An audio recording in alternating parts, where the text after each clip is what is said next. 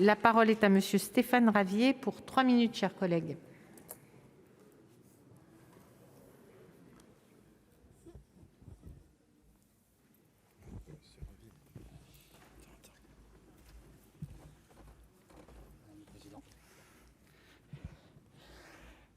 Madame le Président, Monsieur le Ministre, mes chers collègues, ce pass, ou plutôt cet Ausweis sanitaire que vous nous demandez de voter, est le parfait symbole du quinquennat.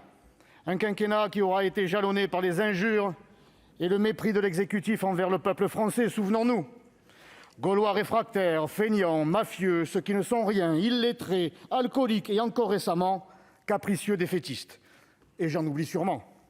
Quand le pays réel a dit stop, quand il est descendu sur les ronds-points vêtu de ce gilet jaune de détresse, l'Élysée a répondu par la plus violente répression qu'un mouvement social ait eu à subir depuis des décennies.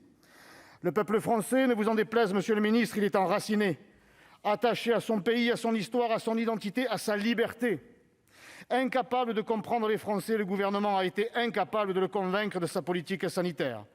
Il est vrai qu'il a multiplié les fiascos, investissements dans l'hôpital public sacrifié, mensonges et échecs lamentables sur les masques. Rappelez-vous, il suffisait d'éternuer dans son coude pour éviter la contamination. Refus dogmatique de fermer les frontières, incapacité à mettre des tests à disposition, changement d'avis permanent. Il s'est donc rabattu sur la seule arme qui lui restait, l'enfermement généralisé, le confinement. Et pendant que la racaille ethnique continue à faire régner le chaos et la terreur, que les islamistes conquièrent chaque jour de nouveaux territoires, le gouvernement reste impitoyable, mais avec les honnêtes gens. Aujourd'hui, il veut à nouveau faire usage de la trique et diffuse plus encore le virus mortel de la division de la nation.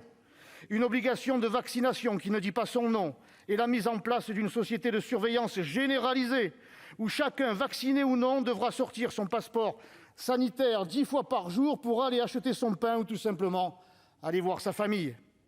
Quant aux non-vaccinés, qui ont le droit de ne pas l'être,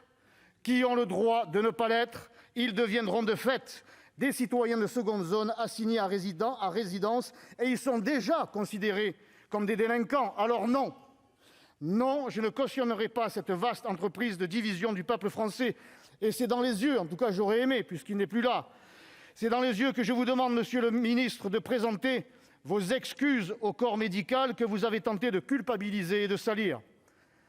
Après que ces pompiers, ces médecins, ces infirmières, ces aides-soignantes comptent leur mort pour avoir été en première ligne, et ce depuis le début dans cette guerre contre la pandémie, en ayant manqué de tout, et par votre faute, vous commettez l'infamie de les culpabiliser, de les diffamer, allant même jusqu'à les menacer de les licencier s'ils ne se soumettaient pas à votre diktat sanitaire. Mais c'est de la folie et c'est inacceptable. Alors honte à ce gouvernement de menteurs, de diviseurs et de manipulateurs et qui tente de faire oublier que le seul responsable de cette catastrophe sanitaire, c'est lui.